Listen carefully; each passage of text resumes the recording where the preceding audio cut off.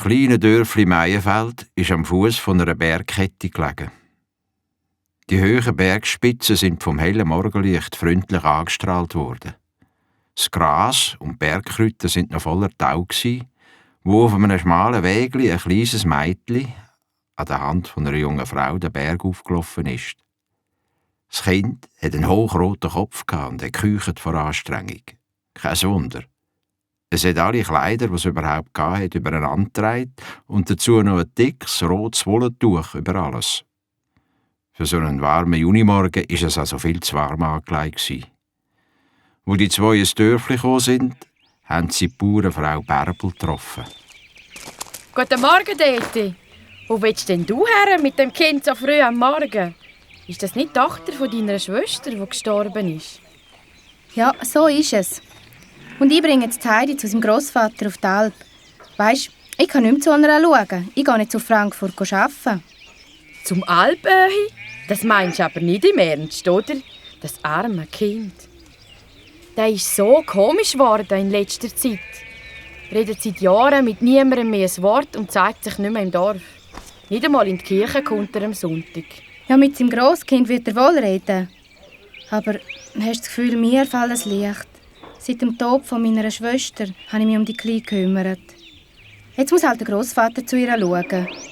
Wenn das nur gut geht, Dete. Ich wünsche euch auf jeden Fall das Beste. Mit Gottes Hilfe geht alles. Gell, Heidi? Heidi? Wo ist Heidi jetzt hin? Schau, dort oben ist sie.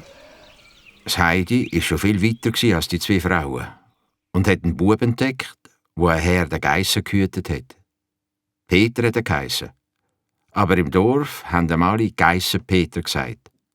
Heute war er ein bisschen spät dran und ist darum den Berg aufgerannt. Das Heidi hat ihm nicht nachmögen mit seinen vielen Kleidern. Es ist stehen geblieben, hat die Schuhe, die Strümpfe und die vielen Lagen Kleider abgezogen, bis es nur noch im Unterrock da gestanden ist. Leicht wie eine Feder hat sie sich jetzt gefühlt. Hey du, gehören die Geissen alle dir? Die Geissen gehören den Leuten im Dorf. Ich bringe sie auf die Alp, damit sie dort fressen können. Und am Abend bringst du sie wieder zurück ins Dörfli, stimmt's? Genau. Der Geissen-Peter hat seine Herde im Griff gehabt. Als er durch die Finger gepfiffen hat, sind die zwei Geissen, die neben aussen gestanden sind, wieder zurück in die Herde gekommen. Wohnst du auch im Dörfli? Nein, ich wohne in dem Haus dort hinten. Schau. Der Geissen-Peter hat mit dem Finger bergab auf ein kleines Häuschen gezeigt. Dort lebe ich mit der Mama und mit der Grossmama. Und wo ist dein Papa? Der ist schon viele Jahre tot.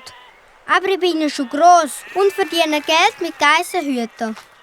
In der Zwischenzeit hat Tete die zwei Kinder eingeholt und mit dem Heidi geschumpfen. Wie siehst denn du aus, Heidi? Wo sind all deine Kleider und deine Schuhe? Die brauche ich nicht mehr. Es ist ja warm genug so. Was soll das heissen, du brauchst sie nicht mehr? Sag, wo hast du sie hergelegt? Dort unten liegen sie. Das Heidi hat den Berg abgezeigt. Peter, kannst du mir nicht am Heidi deine Sachen dort unten holen? Ich sollte auf die Alp. Bin einen Weg schon spät dran. Ich verstehe. Schau da. Da hat Tete dem Peter ein Geldstückchen unter die Nase gehabt. Und schon ist er schnell wie der Wind den Berg abgerannt und hat am Heidi seine Kleider geholt. Ausser Atem, aber um ein Geldstückchen reicher, ist er zurückgekommen. Und so sind sie zu dritt weitergelaufen. Nach einer Zeitli sind sie endlich bei der Hütte vom Alpöhi angekommen. Der ist draussen auf einem Bänkchen gehockt und hat Pfeife geraucht. Grüß Gott miteinander.